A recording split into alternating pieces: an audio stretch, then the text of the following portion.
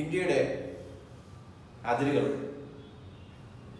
ഒട്ടും സമാധാനമില്ലാത്ത രാജ്യങ്ങളെ കൊണ്ട് നിറഞ്ഞിരിക്കുന്നു എന്നുള്ളത് നമ്മുടെ ദൗർഭാഗ്യകരമായ ഒരവസ്ഥയാണ്. നമ്മുടെ രാജ്യത്തിൻ്റെ പുരോഗതിക്ക് ശക്തരായ ജനാധിപത്യമുള്ള വ്യവസായ സൗഹൃദമായ അയൽ രാജ്യങ്ങൾ അത്യാവശ്യമാണ്. നമ്മളെടുത്ത് നോക്കുകയാണെങ്കിൽ നമ്മൾ ക്ലോക്ക് വൈസ് പോകുമ്പോൾ ആദ്യം പാകിസ്ഥാൻ കാണുന്നുണ്ട്. കഴിഞ്ഞ വർഷം അവിടെ നടന്നത് 2000-ഓളം സ്ഫോടനങ്ങളാണ്. 2000-ഓളം, അതായത് ഒരു ദിവസം ആവറേജ് 6-7. കുറച്ചുകൂടെ നമ്മൾ ഇപ്പുറത്തോട്ട് പോയി കഴിഞ്ഞാൽ ചൈനയായി. നേപ്പാളിൽ ജനാധിപത്യമില്ല, ഇപ്പോൾ അവിടെ ഒരു താൽക്കാലിക ഗവൺമെൻറ് ഭരിച്ചുകൊണ്ടിരിക്കുന്നു. ഭൂട്ടാൻ മാത്രമാണ് നമുക്ക് സൗഹൃദപരമായിട്ടുള്ള ഒരു രാജ്യമായിട്ടുള്ളത്. ഭൂട്ടാനുമായിട്ടുള്ള ഇന്ത്യയുടെ വിദേശ നയം വളരെ തുടക്കത്തിൽ തന്നെ വളരെ നല്ല രീതിയിൽ പോകുന്ന ഒരു രാജ്യമാണ്. കുറച്ചുകൂടെ പോയി കഴിഞ്ഞാൽ നമ്മുടെ മ്യാൻമർ, പഴയ ബർമ്മ വർഷങ്ങളായിട്ട് പട്ടാള ഭരണത്തിലാണ്.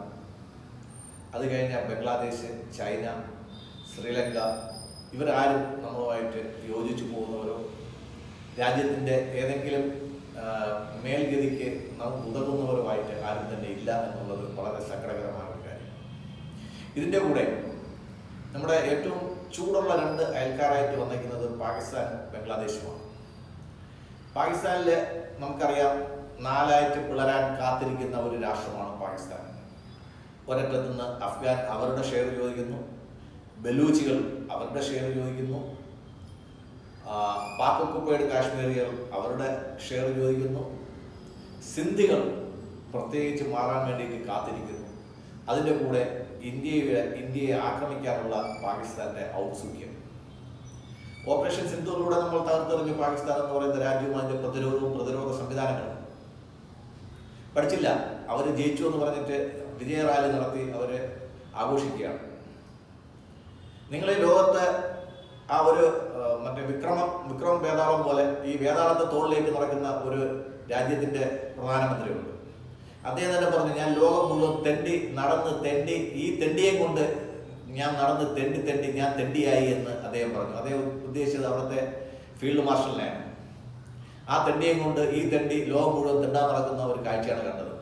ഇയാൾ ഈ ലോകത്തോടും പോയി തെണ്ടണ്ട, മര്യാദയ്ക്ക് ഇന്ത്യയിലേക്ക് വരിക, പോയി നാഗ്പൂർ എന്ന് പറയുന്ന ചെറിയൊരു ടൗണുണ്ട്, അവിടെ പോവുക, മര്യാദയ്ക്ക് മോഹൻ ഭാഗവത്ജിയെ കാണുക, ഉള്ള അപരാധങ്ങളെല്ലാം ഏറ്റുപറയുക, നമുക്ക് ഒരുമിച്ച് പോകാമെന്ന് പറയുക. അതോടെ നിങ്ങളുടെ രാജ്യം നല്ല രീതിയിൽ ക്ലച്ച് പിടിക്കും. അല്ലാതെ പാകിസ്ഥാനെ രക്ഷപ്പെടാൻ ലോകത്ത് വേറെ ഒരു രാജ്യത്ത് പോയിട്ട് ഒരു കാര്യമില്ല. നമ്മുടെ ലോകത്ത് ഏത് ബാങ്കിൽ പോയിട്ടും കാര്യമില്ല. നമ്മുടെ ബാങ്കിൽ, നമ്മുടെ അക്കൗണ്ടിൽ പൈസ കിടക്കുന്ന ബാങ്കിൽ പോയാലേ നമ്മുടെ പൈസ എടുക്കത്തുള്ളൂ. അതുകൊണ്ട് പാകിസ്ഥാൻ എന്ന് പറയുന്ന രാജ്യത്തിൻ്റെ ബാങ്ക് ബാലൻസ് കിടക്കുന്നത് നാഗ്പൂരിലാണ്. നാഗ്പൂരിന് നല്ല രീതിയിൽ നിങ്ങൾക്ക് നിലനിർത്തിക്കൊണ്ടു പോകാനായാൽ നിങ്ങളുടെ രാജ്യം പച്ച പിടിക്കും. നിങ്ങളെ കൊടിയിലെ പച്ചയല്ല, ചെടിയിലെ പച്ച, അതും കഞ്ചാവിലെ പച്ചയല്ല, നല്ല നെല്ലിലെ പച്ച. അതുണ്ടെങ്കിൽ നിങ്ങളുടെ രാജ്യം നന്നാവും. കഴിക്കാൻ ഭക്ഷണമില്ലാതെ, കുടിക്കാൻ വെള്ളമില്ലാതെ, ചിലവാക്കാൻ പൈസ ഇല്ലാതെ തരിപ്പണമാകുന്ന ഒരു രാജ്യം ഇന്ത്യയുമായിട്ട് യുദ്ധം ചെയ്യാൻ വീണ്ടും പോവുകയാണ്. ഈ പൊട്ടൻ ഈയിടയ്ക്ക് ഒരു പ്രസ്താവന നടത്തി, ഞങ്ങൾക്ക് ലോക ബാങ്കിന്റെ വായ്പയൊന്നും വേണ്ട, ഞങ്ങൾ യുദ്ധവിമാനങ്ങൾ വിറ്റ് പൈസ ഉണ്ടാക്കിക്കൊള്ളാം. ഇവര് ലോകത്ത് ഏത് രാജ്യത്തിനാണ് യുദ്ധവിമാനം കൊടുക്കാൻ പോകുന്നത്? നമുക്കറിയാം, കൊടുക്കാൻ പോകുന്നത് ബംഗ്ലാദേശിനാണ്. ഇവരുടെ വിമാനം വിശ്വസിച്ച് ലോകത്ത് വാങ്ങിക്കണമെങ്കിൽ അതാകെ വാങ്ങിക്കാൻ പോകുന്ന ഒരേ ഒരു രാജ്യം ബംഗ്ലാദേശ് ആയിരിക്കും. കാര്യം അവർക്ക് വേറെ നിവൃത്തിയൊന്നുമില്ല. ഇനി ഇത് ഇവരുണ്ടാക്കിയ വിമാനങ്ങളാണോ? ഇല്ല, അവിടെ അസംബിൾ ചെയ്ത വിമാനങ്ങളാണ്. എവിടുന്നാണ് ഇത് വന്നത് ചൈനയിൽ നിന്ന്. ചൈനയിൽ വന്ന കളിപ്പാട്ടങ്ങൾ പോലെ ഈ വന്ന കളിപ്പാട്ടങ്ങൾ ലോകത്ത് ഒരു രാജ്യവും വാങ്ങിക്കാത്ത ഈ സാധനങ്ങൾ എടുത്തിട്ട് പൈസയ്ക്ക് വേണ്ടിയിട്ട് ബംഗ്ലാദേശിന് മറിച്ച് വിൽക്കാനുള്ള ഒരു കച്ചവട പരിപാടിയാണ് അവിടെ നടത്തുന്നത്. പണ്ടേ നമുക്കറിയാം, നമ്മുടെ നാട്ടിലെ മുസ്ലിങ്ങൾ കച്ചവടത്തിൽ ഭയങ്കര വിദഗ്ധരാണ്. അതുകൊണ്ടാണ് അറബി നാടിൽ നിന്ന് ആൾക്കാർ ഇന്ത്യയിൽ കച്ചവടത്തിനായിട്ട് വന്നതും കേരളത്തിൽ താവളം ഉറപ്പിച്ചതും മലപ്പുറം ജില്ല അവരുടെ കയ്യിൽ കൊണ്ടുപോയതും പാകിസ്ഥാൻ എന്ന് പറയുന്ന രാജ്യം കൊണ്ടുപോയതും ബംഗ്ലാദേശ് എന്ന് പറയുന്ന രാജ്യം കൊണ്ടുപോയതും എങ്ങനെയാണെന്ന് നമുക്കെല്ലാം അറിയാം. അങ്ങനെ കച്ചവടം നടത്തി ഈ ചൈനയുടെ യുദ്ധവിമാനങ്ങൾ കച്ചവടം നടത്തി പൈസ ഉണ്ടാക്കാമെന്ന് പറയുന്ന മലപ്പുറം ഗ്രാമിന്റെ ദിവാസ്വപ്നവുമായിട്ട് നടക്കുകയാണ് ഷഹബാസ് ഷെരീഫ്. കൂടെ വേതാളമായിട്ട് ആ തെണ്ടി അസീം മുനീർ എന്ന് പറയുന്ന ഫീൽഡ് മാർഷൽ. ലോകത്തെ എല്ലാ ഫീൽഡ് മാർഷൽമാർക്കും നാണക്കേടായിട്ടുള്ള ഒരു ഫീൽഡ് മാർഷൽ. എന്തായാലും പാകിസ്ഥാന്റെ ഗതി അധോഗതിയായി. നമ്മുടെയൊക്കെ നാട്ടിൽ ഞാൻ എൻ്റെ സുഹൃത്തുക്കളോട് എല്ലാം പറയാറുണ്ട്, മുസ്ലിം സുഹൃത്തുക്കളോട് വെള്ളിയാഴ്ച ഉച്ചയ്ക്ക് ഞാൻ പലപ്പോഴും എൻ്റെ വാച്ചിൽ അലാറം വെച്ചിട്ട് തന്നെ ഞാൻ എൻ്റെ മുസ്ലിം സുഹൃത്തുക്കളോട് പറയും, ഉച്ചയ്ക്ക് ഒന്നിറങ്ങി പോയിട്ട് നമാസ് ചെയ്യാൻ പറയും. അത് ഇന്ത്യയിലാണെങ്കിൽ പറയും, പാകിസ്ഥാനിലാണെങ്കിൽ പറയത്തില്ല. കാര്യം എന്ന് പറഞ്ഞു കഴിഞ്ഞാൽ പാകിസ്ഥാന്റെ ഓരോ ജുമാ നമസ്കാരവും അവരൊരു പേടി സ്വപ്നമാണ്. ഏത് പള്ളിയാണ് പൊട്ടിത്തെറിക്കണമെന്ന് അറിയത്തില്ല. അവിടെ ഹിന്ദുക്കളില്ല, RSS ഇല്ല, മറ്റു സംവിധാനങ്ങളൊന്നുമില്ല. പക്ഷേ ഓരോ ജുമയ്ക്കും അവിടെ ഒരു പള്ളി പൊട്ടിത്തെറിക്കും, 10-100 പേര് ചാവും. അത് എന്തുകൊണ്ട് സംഭവിക്കുന്നു എന്നുള്ളത് അവർ തന്നെ കണ്ടുപിടിക്കേണ്ട ഒരു കാര്യമാണ്. വിതച്ചത് കൊയ്യും എന്നുള്ളത് ബൈബിളിലും ഖുറാനിലും ഹിന്ദുക്കളുടെ പുരാണങ്ങളിലും എല്ലാം ഉണ്ട്. അവർ വിതച്ചു, അവരിപ്പോൾ കൊയ്യുന്നു. അത് 1ആയിട്ടല്ല, 10ആയിട്ടല്ല, 100 ഇരട്ടിയായിട്ട് കൊയ്യുന്നു.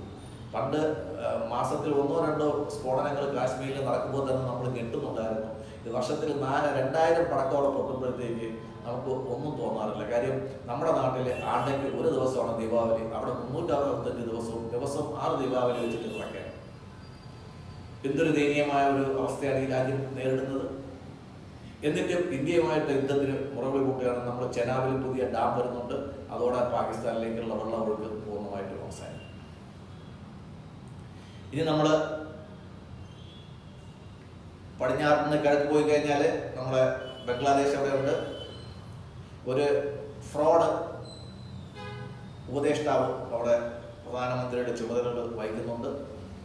ചൈനയിൽ നിന്ന് പൈസ വാങ്ങുന്നുണ്ട്, ചൈനയിൽ നിന്ന് കളിപ്പാട്ടങ്ങൾ വാങ്ങുന്നുണ്ട്, ചൈനയിൽ നിന്ന് സബ്മറൈൻ വാങ്ങുന്നുണ്ട്, ചൈനയ്ക്ക് വിമാനത്താവളങ്ങളും വ്യോമത്താവളങ്ങളും പിന്നെ നാവികതാവളങ്ങളും വെറുതെ നൽകിയിട്ടുണ്ട്. നിങ്ങൾ എങ്ങനെയെങ്കിലും ഇതൊന്ന് അപരാധിച്ചോളി എന്ന് പറഞ്ഞിട്ട്.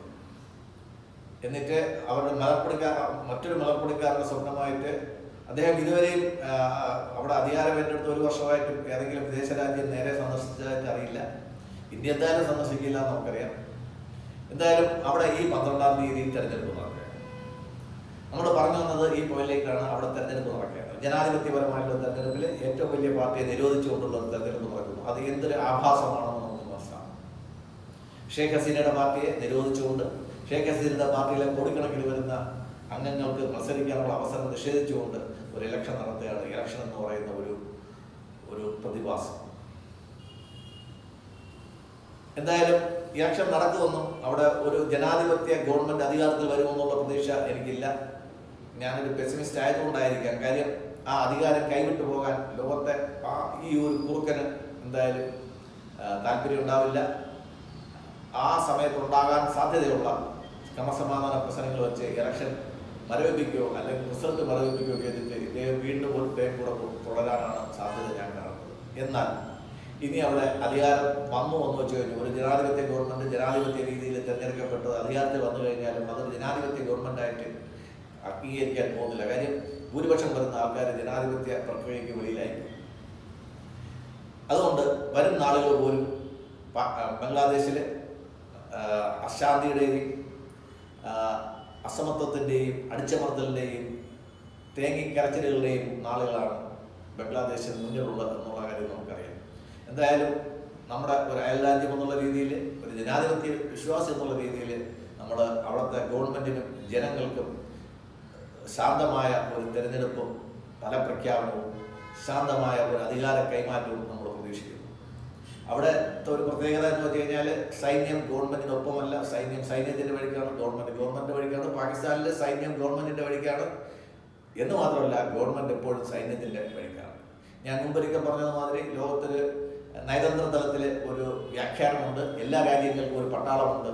എന്നാൽ പാകിസ്ഥാൻ പട്ടാളത്തിന് ഒരു രാജ്യമുണ്ട്, അത് പാകിസ്ഥാനാണെന്ന് പറയും. കാര്യം പാകിസ്ഥാൻ്റെ പട്ടാളത്തിൻ്റെ കാൽച്ചുവട്ടിൽ കാത്തു കിടക്കുന്ന ഒരു തെരുവ് നായ പോലെയാണ് പാകിസ്ഥാനിലെ ജനതയും ജനാധിപത്യവും. എന്തായാലും ഈ രണ്ട് രാജ്യങ്ങളും സമൃദ്ധിയും സമാധാനവും ഉണ്ടാവുകയാണെങ്കിൽ അവരുടെ കൂടെ നമുക്കും സമാധാനവും സമൃദ്ധിയും ഉണ്ടാകാമെന്ന് നമുക്ക് സ്വപ്നം കാണാൻ സാധിക്കും. പക്ഷേ സ്വപ്നമായിട്ട് മാത്രം അവസാനിക്കും.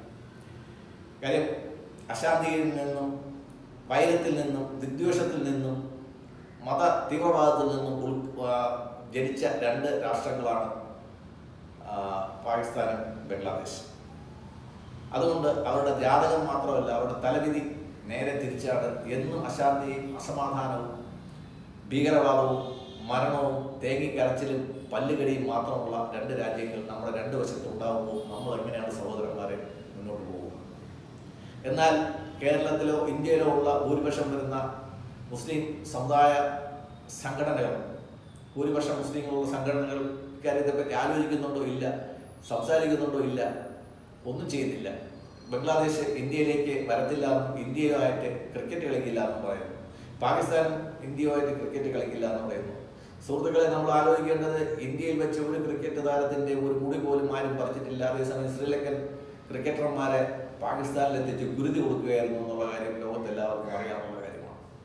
ഇന്ത്യ ഗവൺമെൻറ് പാകിസ്ഥാനിൽ നിന്നോ ബംഗ്ലാദേശിൽ നിന്നോ വരുന്ന ക്രിക്കറ്റർമാർക്ക് ഏറ്റവും കൂടുതൽ സുരക്ഷ നൽകുമെന്നുള്ള കാര്യത്തിൽ നമുക്ക് സംശയമൊന്നുമില്ല. കാര്യം അത് കൂടുതൽ സുരക്ഷ കൊടുക്കേണ്ടത് ഇന്ത്യ ഗവൺമെൻറ് ഉത്തരവാദിത്വമാണ്. എന്തായാലും നമ്മുടെ അയൽ രാജ്യങ്ങളിൽ ഒരു വശത്ത് ദീപാവലി നടക്കുന്നു, അടുത്ത ഭാഗത്ത് ഇലക്ഷൻ നടക്കുന്നുണ്ട്. ഇതിൻ്റെ രണ്ടിൻ്റെയും പരമ്പരായികൾ എന്താണെന്ന് നമുക്ക് കാത്തിരുന്ന് കാണാം. നന്ദി, നമസ്കാരം.